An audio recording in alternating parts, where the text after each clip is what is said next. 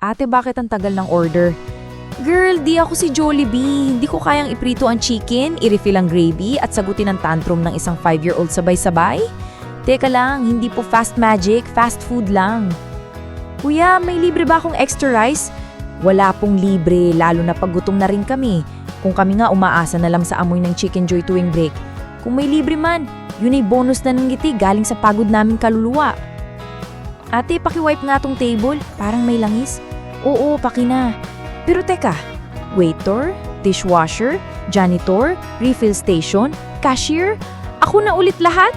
Bigla akong nagka 5 roles with 1 uniform and 0 raise. Smile ka naman, te.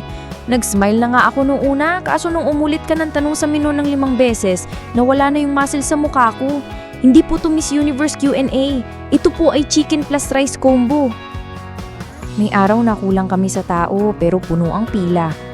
May araw na hindi pa kami nakakaupo pero may basag na baso, kalat sa sahig at customer na galit kasi ang tagal ng fries.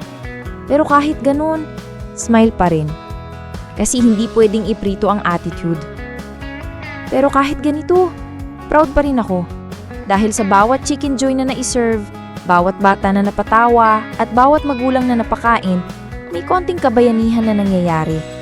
Hindi kami perfect, pero kami ang tunay na langhap sarap. Kasi kahit pagod, we give our best.